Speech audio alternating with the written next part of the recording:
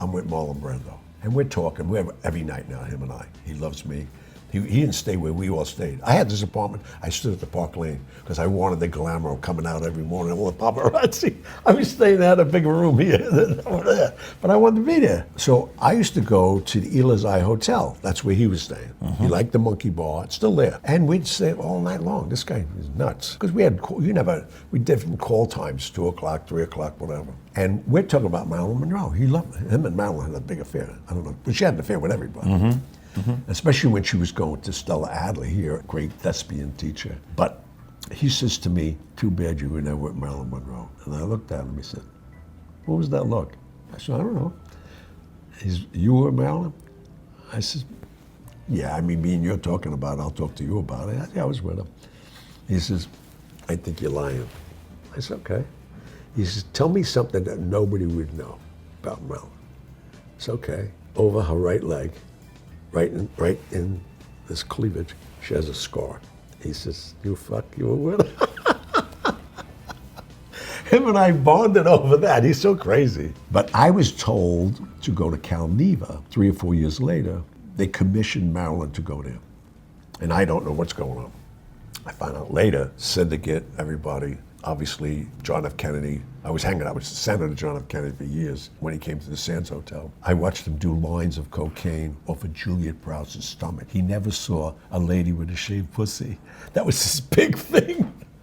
And Juliet Prowse, Ava Gardner, every night they were in that pool. I mean, Ava Gardner did everybody, guys, girls, monkeys, anything. She didn't give a shit.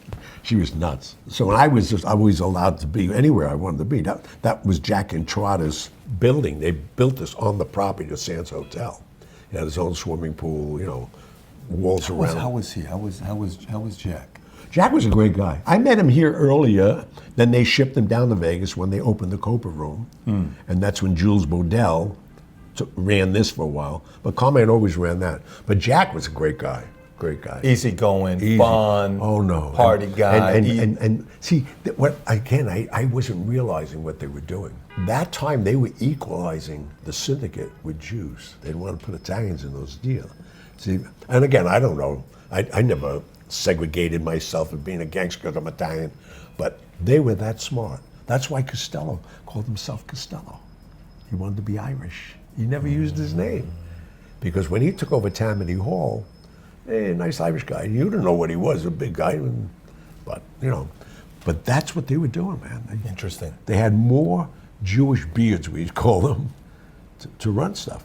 And that was Meyer. Meyer was a genius. Meyer and Mo Dalitz. Have you heard Mo Dalitz? No, but I did sit down with Oscar Goodman. Oh, I love Oscar. And you know, Oscar, he has stories and a half. Oscar controlled the mob. He had Tony exactly, Spilotro. Tony Spilotro, yeah. Oscar Goodman, right to this day, okay? You tell Oscar you talk to me. Oscar just hired me for April 16th to do the Mob Museum about my book. It's the 50th anniversary of Godfather, the real book. I'm going there. I love Oscar. Oscar and I go way. He's another entertaining guy. I mean, oh my God. And a character.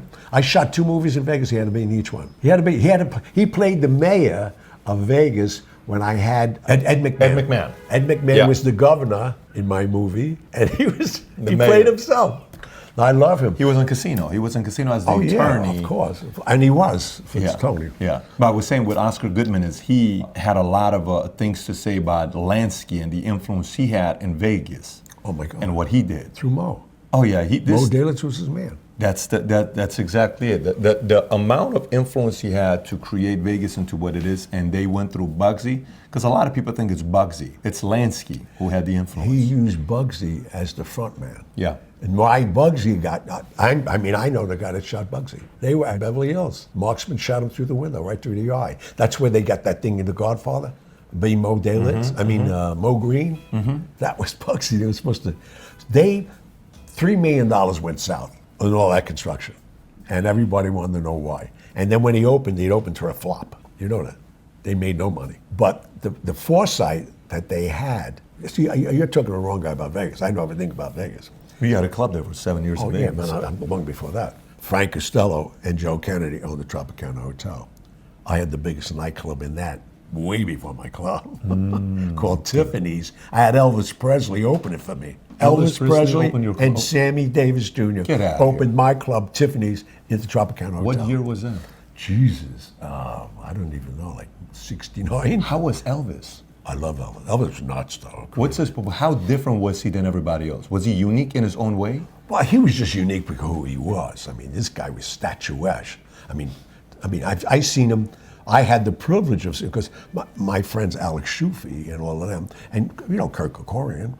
Of course. Well, when MGM. Kurt opened the hotel, yeah, but long before the MGM, he opened the International. Opening week, 4th of July weekend. First 2 weeks, Barbra Streisand. Second 2 weeks, Elvis Presley. It's 2 shows a night. No, Kurt and I were like this. Forget the money I made with him.